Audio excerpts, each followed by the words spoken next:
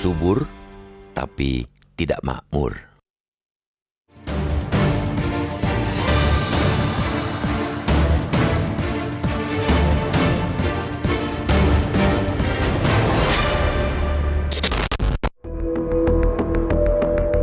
Ketergantungan Indonesia pada pangan impor terjawab setelah Badan Pusat Statistik mengungkapkan masalah minimnya regenerasi dan lahan yang semakin sempit di bidang pertanian. Kedua hal itu menjadi penyebab utama menurunnya usaha pertanian di Indonesia selama 10 tahun terakhir. Berdasarkan diseminasi hasil sensus pertanian 2023 tahap 1 oleh BPS, usaha pertanian di Indonesia menyusut 2,35 juta sejak 2013 menjadi 29,3 juta unit di tahun ini. Tak hanya itu, sebanyak 58% tenaga kerja pertanian berumur 45 tahun ke atas pada Februari 2023. Menurut BPS, mayoritas tenaga kerja pertanian atau 74,89% dari total pekerja hanya menamatkan pendidikan paling tinggi sekolah dasar pada Februari 2023 sehingga memengaruhi tingkat produktivitas pertanian. Pemerintah harus menyikapi temuan BPS soal krisis regenerasi petani dan krisis lahan pertanian ini secara komprehensif. Pemerintah tidak boleh membuat kebijakan yang sporadis dan parsial untuk membangun ketahanan pangan nasional. Terlebih lagi, jika kebijakan pangan nasional sekadar bersifat politis tanpa menyentuh akar persoalan yang sebenarnya, seperti proyek food estate, lumbung pangan di Kalimantan Tengah, Sumatera Utara, Sumatera Selatan, dan Papua. Program itu menghabiskan anggaran triliunan rupiah. Bahkan, food estate ditetapkan sebagai program prioritas pemulihan ekonomi dalam daftar program strategis nasional atau PSN 2020-2024. Meskipun food estate gagal menuai panen setelah 3 tahun berjalan, pemerintah terus mengguyur anggaran untuk proyek tersebut. Pemerintah mengalokasikan 108,8 triliun rupiah dalam mendukung ketahanan pangan nasional untuk pelaksanaan APBN 2024, diantaranya food estate.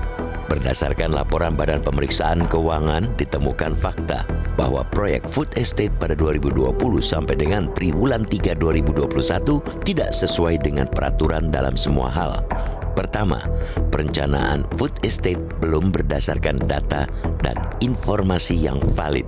Bahkan, belum sesuai dengan perencanaan lahan pertanian pangan berkelanjutan serta sistem budidaya pertanian berkelanjutan. Kedua, pelaksanaan survei, investigasi, dan desain, ekstensifikasi, dan intensifikasi food estate di Kabupaten Kapuas dan Kabupaten Pulang Pisau, Kalimantan Tengah belum sesuai ketentuan. Dan ketiga, penetapan lahan lokasi pembangunan food estate belum sesuai ketentuan. Target Menteri Pertanian Amran Nasution bahwa dalam 3 tahun Indonesia akan mencapai swasembada pangan hanya akan menjadi fata morgana jika tidak memiliki keberanian mengevaluasi kebijakan sektor pertanian dan mengoreksi kebijakan importasi bidang pangan yang ugal-ugalan dari waktu ke waktu. BPS mencatat ada kenaikan impor pangan sepanjang Januari sampai Agustus 2023. Impor beras mencapai 1.592 juta ton. Impor pada tahun ini disebut naik signifikan jika dibanding dengan periode sama tahun 2022. Pemerintah tengah menugaskan Perum Bulog mengimpor beras sebanyak 2 juta ton untuk kuota sepanjang tahun 2023. Impor beras itu untuk mengisi cadangan beras pemerintah atau CBP untuk mengantisipasi El Nino. Tak hanya impor beras yang naik, juga jagung, gandum, dan produk pangan lainnya.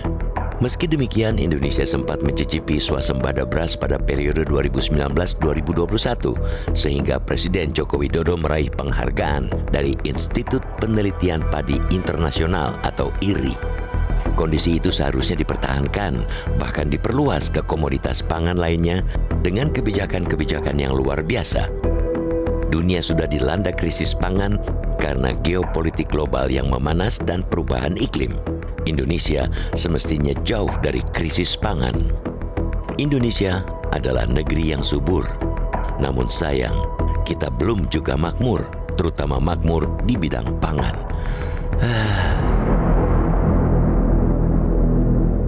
Jelajahi cara baru mendapatkan informasi. Download Metro TV Extend sekarang.